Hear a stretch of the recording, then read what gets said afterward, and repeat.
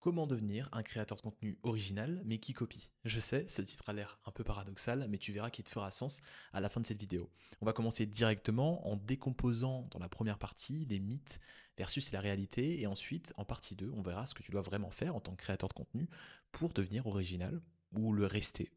Ou tout simplement ne pas faire comme les autres, en fait, te positionner différemment par rapport aux autres parce qu'aujourd'hui, tous les contenus se ressemblent. Alors je ne sais pas si tu l'as vu, remarqué, mais tout est redondant. Alors depuis qu'il y a les modèles sur Instagram, depuis que tout le monde sait qu'il ne faut pas réinventer la roue, etc., tout le monde se copie, mais c'est de la mauvaise copie. Et tu verras que aujourd'hui dans cette vidéo, on va voir comment bien copier. Parce qu'il y a une manière de copier. Ok? Donc il faut copier avec du talent. Ok? Donc mythe versus réalité. Les mythes déjà, il y a deux mythes. L'originalité signifie tout créer de zéro. Deuxième mythe, si tu copies, tu manques de créativité. Alors l'originalité signifie tout créer de zéro, c'est faux. Tu peux très bien créer différentes sortes de vélos sans réinventer la roue du vélo. Euh, C'est-à-dire que beaucoup de créateurs croient qu'ils doivent inventer quelque chose de nouveau pour avoir un nouveau produit, pour avoir un nouveau contenu, une nouvelle vidéo, une nouvelle story, une nouvelle façon de faire les choses, etc. Non, il faut juste que tu comprennes que tu n'as pas besoin de réinventer la roue. Il y a un système qui est efficace. Il faut que tu le prennes, ce système-là. Donc les 80%, donc tu vas prendre les deux roues du vélo, tu vas prendre le guidon, etc. etc. Mais tu auras différentes manières en fait de les présenter au monde juste après. Donc alors, dans les 20%, on ajoute ta sauce, ok? Mais dans l'efficacité même, tu vas prendre les 80%. Donc ça sert à rien de changer, euh, tu le vois bien, la roue arrière et la roue avant par des triangles. Ça sert à rien, ça va pas avancer, le vélo ne sera pas efficace, quoi. C'est pareil, si tu copies, tu manques de créativité. Euh, Ça aussi, il faut distinguer la copie du plagiat. Plagiat, c'est reprendre mot pour mot la même structure, le même truc, le même hook, le même storytelling, le même tout. Tu reprends le même truc, la même chose chez ton concurrent ou chez n'importe qui, chez n'importe quel créateur. Copier, c'est pas ça. Copier, c'est pas du plagiat. Copier, c'est reprendre le système et se l'approprier. On va comprendre et tu vas comprendre comment justement t'approprier quelque chose. Pas plagier. Plagier, c'est recopier mot pour mot, ok? Vraiment mot pour mot, même structure, même rythme de vidéo, même plan, etc. Non, nous on va s'approprier un format, pas un contenu, un format. On va s'approprier une structure, on va s'approprier une idée, c'est-à-dire l'idée, on va la prendre, on va la décomposer, on va ajouter un nouvel angle, on va prendre un nouvel angle. C'est-à-dire, on va pas prendre l'idée et prendre le même angle que notre créateur préféré ou notre créatrice préférée. Non, on va changer l'angle. C'est-à-dire que l'idée reste la même, mais par contre, l'angle que tu as pris, il est différent. Et c'est ça, la créativité. C'est pas tout changer, ok? Donc la réalité, c'est quoi? La réalité, c'est que la créativité est dans la réinvention. Donc selon André Gide, tout ce qui doit être dit a déjà été dit. Mais vu que personne n'écoute, tout doit être répété. Et tout est un remix. Alors le meilleur exemple pour ça, c'est les Reels, les TikTok et les Shorts. C'est le même truc, d'accord? C'est publier des vidéos courtes. Sauf que sur Reels, sur TikTok et sur Shorts, bah, c'est différent. Les règles sont différentes. Sur TikTok, t'as une vidéo qui peut percer, mais sur Reels, non. Et sur YouTube, non, parce que la cible est différente, parce que le format peut être différent en fonction des réseaux. Bah, le format peut être très différent. Ok? Donc, comme le dit Jonathan Lethem, il n'y a rien d'original, de choses bonnes ou mauvaises. Il n'y a que des choses qui valent d'être volées ou non. La plupart des idées que nous considérons comme originales existent déjà sous une autre forme. Et tu reprends même Instagram, la plupart des fonctionnalités sur Instagram sont volées en quelque sorte de Snapchat, sont volées de Vine, sont volées des différents réseaux sociaux en fait qui ont émergé. Ben, justement, il y avait même Biril. Donc Biril, c'était juste partager des photos éphémères. Ça aussi, ça a été pris par Instagram. On a vu le réseau monter, on a vu descendre aussi rapidement, parce qu'Instagram rafle tout sur son passage avec son réseau tentaculaire. Et là, c'est pareil, d'accord? Donc, toutes les choses existent déjà finalement, sauf que toi, tu vas justement prendre l'originalité, c'est-à-dire que tu vas euh, prendre ci, prendre ça, prendre ci, prendre ci, prendre ça, faire un mix et partager ce truc unique que tu auras créé, d'accord? Donc ça, c'est les deux mythes et réalités. Maintenant, ce que tu dois vraiment faire en tant que créateur de contenu, tu verras, cette vidéo, elle est assez efficace. L'étape 1, c'est de collecter des inspirations. L'étape 2, c'est de copier intelligemment. Et ensuite, je vais te partager une conclusion. L'étape 1, c'est quoi? L'étape 1, c'est créer ton swap file. En créant ton swap file, moi, j'ai même pas une théorie, j'en suis même sûr, il faut toujours noter tes idées.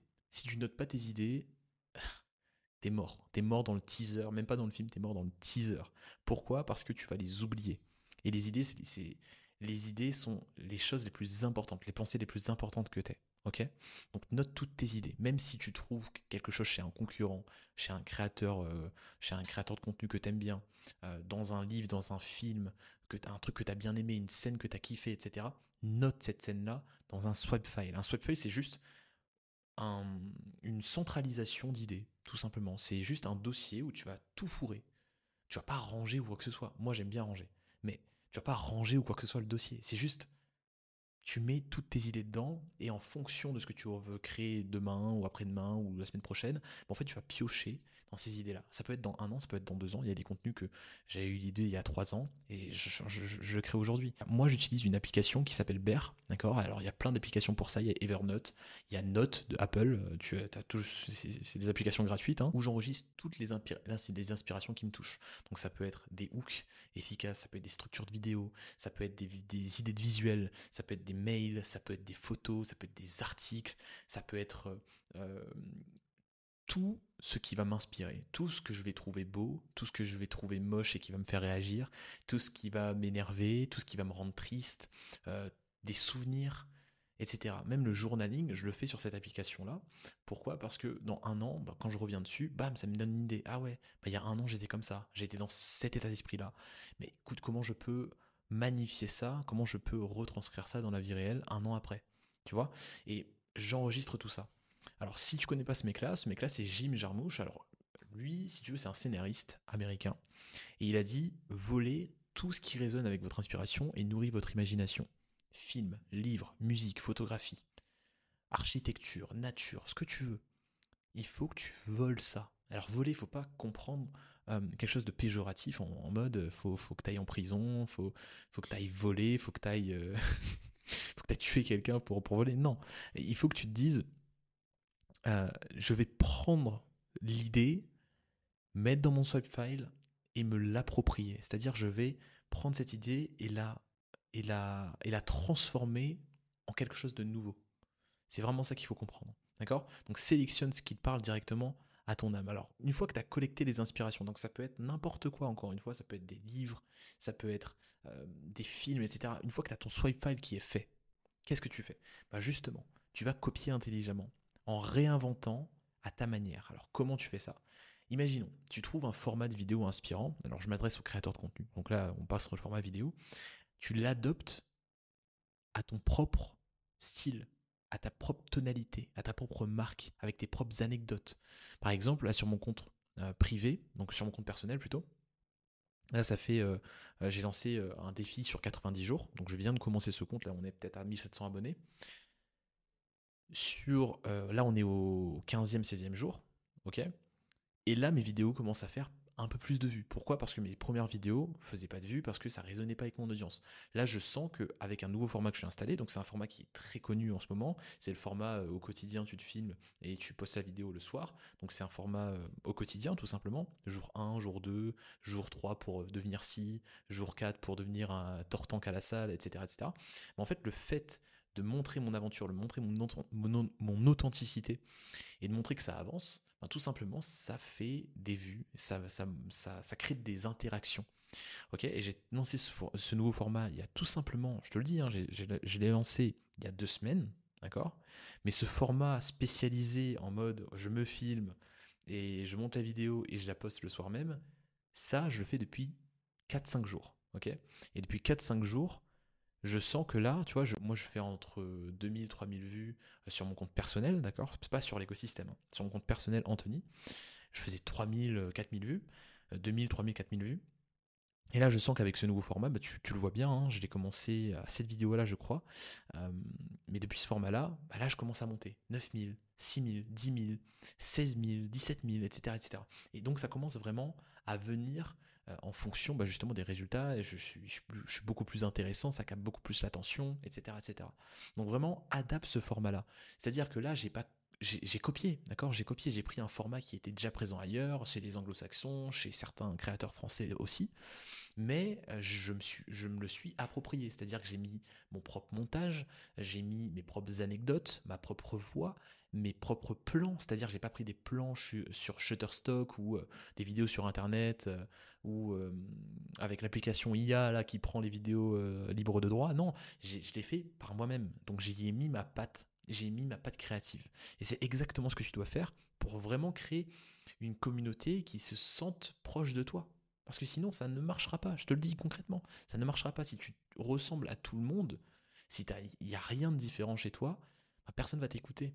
Et si on t'écoute, bah, on va arrêter de t'écouter. T'inquiète pas pour ça, parce qu'il y aura d'autres créateurs qui vont arriver. Ok? Pareil, si tu as une structure de vidéo qui t'inspire, utilise les principes de storytelling qu'elle emploie pour créer ton propre scénario. Ça ne sert à rien de copier pour copier. Il faut copier avec talent, encore une fois. Et copier avec talent, c'est s'approprier l'œuvre, pas plagier. Il faut vraiment s'approprier le style de l'œuvre, la façon de penser, l'état d'esprit derrière la création de l'œuvre. Et c'est par rapport à ça que tu vas créer ton propre contenu qui sera intéressant. En bref, ça veut dire quoi? Ça veut dire commence à copier ce que tu aimes. Donc, il faut que tu le répertories, il faut que tu mettes tout ça dans un swipe file et copie justement la façon de penser, pas seulement le style.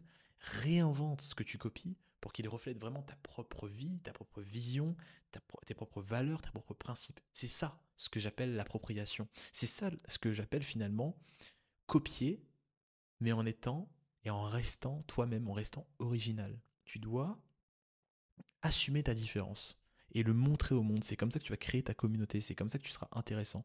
Sinon, tu seras comme tout le monde. Et si tu es comme tout le monde, on t'écoute pas. Si tu es comme tout le monde, t'es personne. Et si tu veux être quelqu'un, en tout cas sur les réseaux sociaux, je te parle pas de valeurs personnelles, etc. Là, on va pas rentrer dans la philosophie, on va pas rentrer dans la psychologie.